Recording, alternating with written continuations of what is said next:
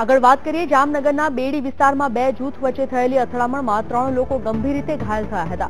ઈજાગ્રસ્તોને સારવાર માટે જામનગરની જીજી હોસ્પિટલમાં ખસેડવામાં આવતા હોસ્પિટલમાં પણ સામે બોલાચાલી થઈ હતી. જૂથ અથડામણની જાણ જામનગર પોલીસને થતા પોલીસ હોસ્પિટલ ખાતે દોડી આવી હતી.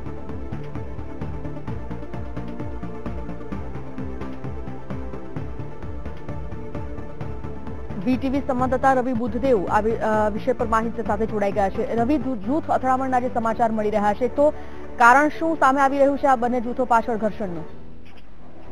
સંજીવની, હું આપને વાત કરીશ તો જામનગરના બેડી નજીક આવેલા એકડે એક બાપુની દરગાહ છે તે વિસ્તારની આ ઘટના છે.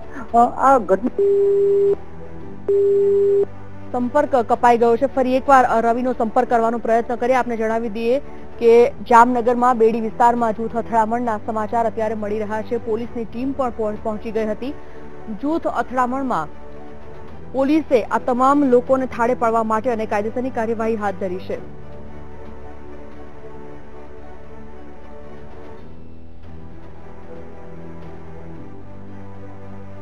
તો જામનગરના બેડી વિસ્તારમાં બે જૂથ વચ્ચે થયેલી અથડામણમાં 3 લોકો ગંભીર રીતે ઘાયલ થયા હતા. ઈજાગ્રસ્તોને સારવાર માટે જામનગરની જીજી હોસ્પિટલમાં ખસેડવામાં આવતા હોસ્પિટલમાં પણ સામે બોલાચાલી થઈ હતી. ફરી એકવાર જોડાઈ ગયા છે રવિ, જૂથ અથડામણ પાછળના કારણો જાણીશું, ઈજાગ્રસ્તોની હાલત જાણીશું અને હોસ્પિટલમાં પણ ઘર્ષણ સર્જાયું હતું તે વિશે શું અપડેટ?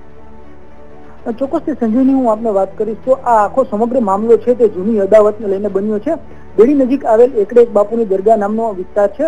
ત્યાં બે જૂથ વચ્ચે અગાઉ પણ બોલાચાલી થઈ હતી અને તેનું મનદુખ રાખીને આ વિસ્તારમાં એક માથાભારે શખ્સ છે જેનું સોહેલ નામ છે અને તે આજે બપોરના ખુલ્લી તલવાર સાથે, જે રીતે આપ દ્રશ્યોમાં જોઈ રહ્યા છો, તે ખુલ્લી તલવાર સાથે આ વિસ્તારમાં ઘસી આવ્યો હતો અને તેને 3 લોકો પર હુમલો કર્યો હતો અને બાદમાં સામે ઘર્ષણ થતા કુલ 3 વ્યક્તિઓ છે તે ઈજાગ્રસ્ત થયા છે, જેમાંથી 2ની હાલત છે તે હાલ ગંભીર ગણવામાં આવી રહી છે.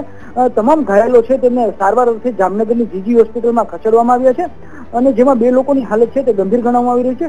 પોલીસે બંને પક્ષે સામસામે ફરિયાદ લઈ અને ગુનો નોંધવાની તજવીજ છે તે હાથ ધરી છે. સંજીવની. રવિ, આભાર માહિતી માટે.